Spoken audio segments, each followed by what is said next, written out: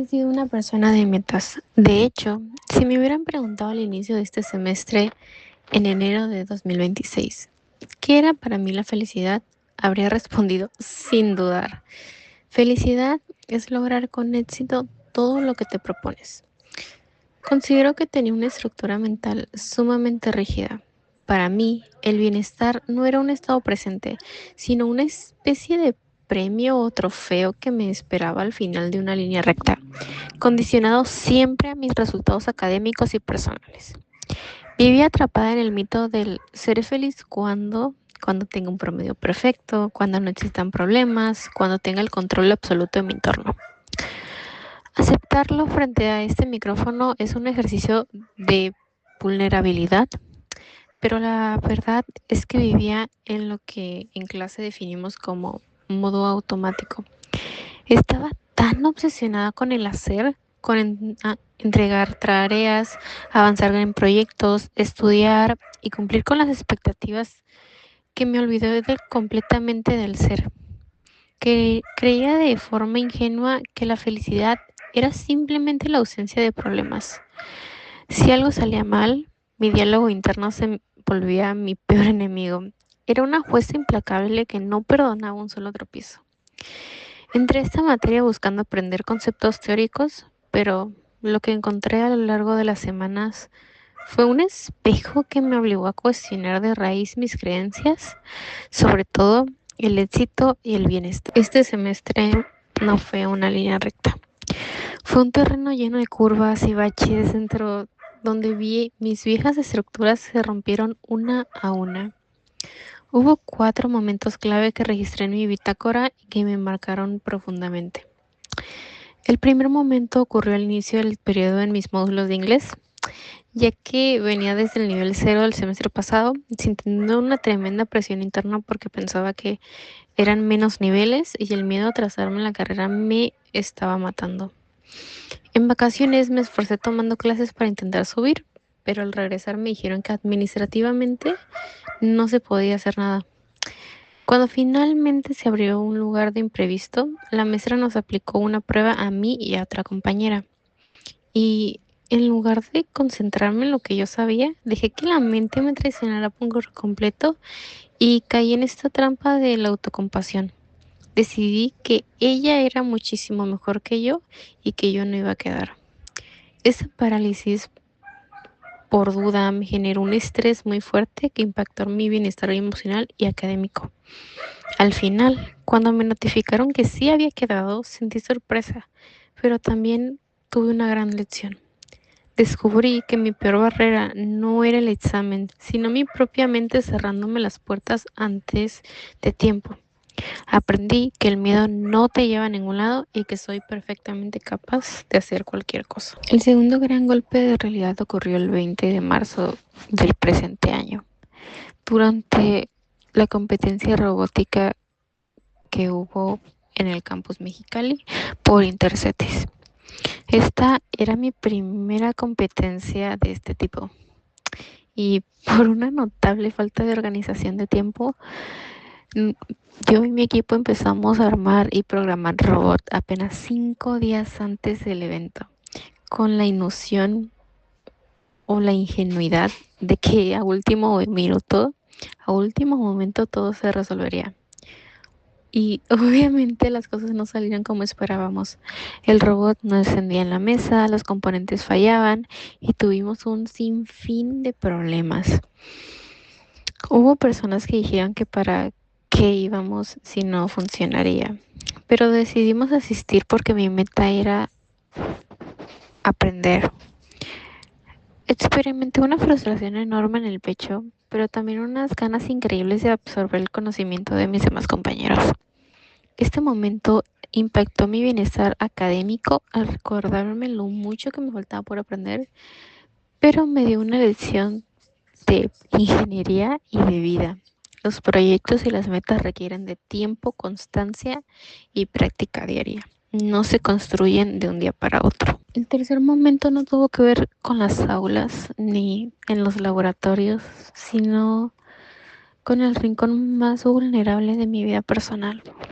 El año pasado sufrí la pérdida de mi perrita Su nombre era Nala y ella era todo para mí. Y su partida me dejó un vacío inmenso que afectó mi bienestar emocional.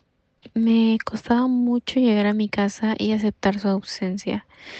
Tiempo después, mi mamá me regaló una nueva perrita. Su nombre es Maya. Mi primera reacción interna fue el rechazo y una profunda culpa, ya que sentía que si la aceptaba y si la quería, estaba reemplazando o traicionando la memoria de mi compañera anterior. A través de la bitácora descubrí lo mucho que me cuesta soltar y aceptar que la vida cambia y sigue su curso, que personas vienen y personas van. Me tomó semanas entender que el amor no se divide, sino que se expande. Puedo amar y cuidar a mi nueva perrita sin dejar de amar jamás a la anterior. Aprendí a vivir este cambio con tranquilidad. Fue un pilar clave en mi madurez emocional de este semestre. El cuarto desafío, y quizás el más constante, ha sido el manejo de mis calificaciones. En los exámenes departamentales y en los parciales en general.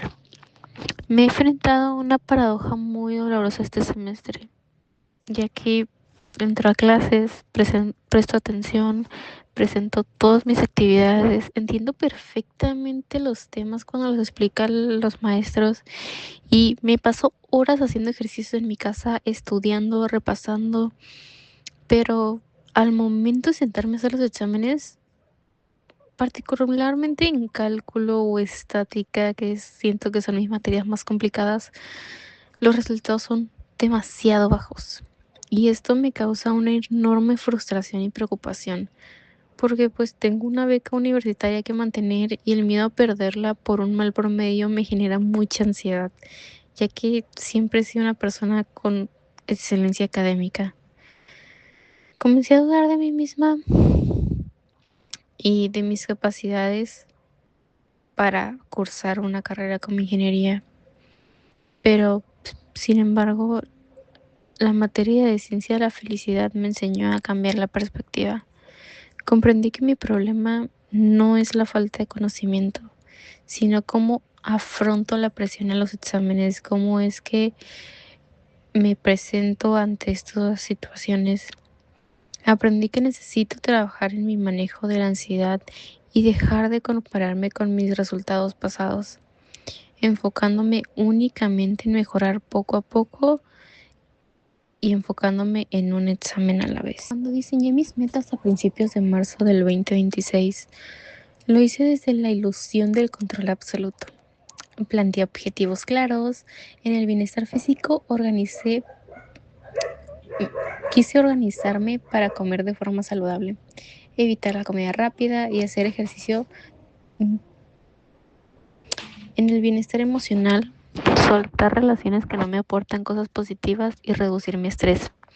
Y en lo académico, terminar con un excelente promedio repasando materias difíciles como estática. Durante las primeras semanas de marzo, como se puede ver en mis registros, logré mantener la constancia, pero entonces llegó abril. La carga académica en la carrera se disparó por completo. De pronto me vi inundada de exámenes departamentales, tareas avanzadas, proyectos de diseño y estática. Mi estructura perfecta se derrumbó. Empecé a saltarme comidas, regresé a depender de los alimentos rápidos, abandoné por completo la actividad física y el estudio anticipado se volvió imposible debido a las entregas inmediatas. En verdad, tenía entrega tras entrega y me asustaba la idea de no tener, de llegar a ver un no entregado en mis evaluaciones. Sentía una profunda frustración y cansancio y también sentía que estaba fracasando en todo. Y fue exactamente en esa semana de crisis cuando comprendí el verdadero significado de lo que estábamos revisando en esta materia precisamente. Me detuve a reflexionar que mis metas, aunque bien intencionadas, se habían vuelto completamente irreales para mi ritmo de vida actual. Entendí que el bienestar auténtico no es una lista rígida de palabras ni de tareas que debes de cumplir a fuerza para mantener una calificación perfecta de cumplimiento. El bienestar es fundamentalmente la capacidad de ser flexible y adaptarse cuando las circunstancias cambian. Justamente como lo vimos en mi última clase. Decidí reajustar mis metas, enfocar mis objetivos haciéndolos más alcanzables y progresivos en lugar de buscar un cumplimiento inmediato. Este cambio me permitió retomar poco a poco mis buenos hábitos alimenticios y de estudio. Pero lo más importante es que redujo mi frustración y me enseñó de forma vivencial a ser consciente de mis propios límites. Cuando diseñé mis metas a principios de marzo del 2026, lo hice desde la ilusión del control absoluto. Planteé objetivos claros. En el bienestar físico quise organizarme para comer de forma saludable, evitar la comida rápida y hacer ejercicio. En el bienestar emocional, soltar relaciones que no me aportan cosas positivas y reducir mi estrés. Y en lo académico, terminar con un excelente promedio repasando materias difíciles como estática. Durante las primeras semanas de marzo, como se puede ver en mis registros, logré mantener la constancia. Pero entonces llegó abril. La carga académica en la carrera se disparó por completo. De pronto me vi inundada de exámenes departamentales, tareas avanzadas, proyectos de diseño y estática. Mi estructura perfecta se derrumbó. Empecé a saltarme comidas, regresé a depender de alimentos rápidos, abandoné por completo la actividad física y el estudio anticipado se volvió imposible debido a las entregas inmediatas. En verdad, tenía entrega tras entrega y me asustaba la idea de llegar a ver un no entregado en mis evaluaciones. Sentía una profunda frustración y cansancio y también sentía que estaba fracasando en todo. Y fue exactamente en esa semana de crisis cuando comprendí el verdadero significado de lo que estábamos revisando en esta materia precisamente. Me detuve a reflexionar que mis metas, aunque bien intencionadas, se habían vuelto completamente irreales para mi ritmo de vida actual.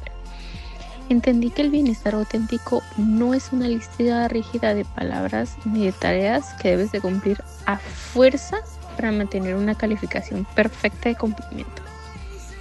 El bienestar es fundamentalmente la capacidad de ser flexible y adaptarse cuando las circunstancias cambian. Justamente como lo vimos en mi última clase.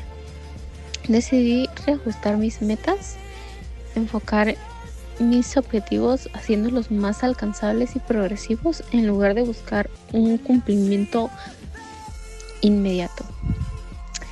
Este cambio me permitió retomar poco a poco mis buenos hábitos alimenticios y de estudio. Pero lo más importante es que redujo mi frustración y me enseñó de forma vivencial a ser consciente de mis propios límites. Hoy, al concluir este semestre, mi definición de felicidad es muy diferente de la que tenía al inicio. Ya no lo veo como una meta lejana que alcanzar, sino como la capacidad de adaptarme y ser resiliente y encontrar paz en el proceso de crecimiento. Más allá de las calificaciones o los logros académicos, quiero ser una persona auténtica, paciente y capaz de mantener su estabilidad emocional frente a los desafíos de la vida. He comprendido que mi bienestar no puede depender únicamente de los resultados externos, por lo que no estoy dispuesta a sacrificar mi salud mental o mi paz interior por una idea rígida de éxito. Como futura ingeniera mecatrónica, quiero que mi historia refleje no solo los conocimientos que adquirí, sino también la capacidad de aprender de la frustración, adaptarme a la adversidad y conseguir una vida equilibrada. Me llevo de esta materia el hábito de reflexionar con honestidad sobre quién soy y quién quiero llegar a ser. Y cierro con una frase que guiará mis decisiones de hoy en día.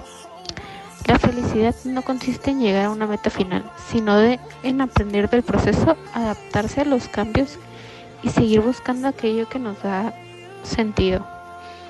Y para los que me estén viendo, Recuerden que un mal día no significa una mala vida.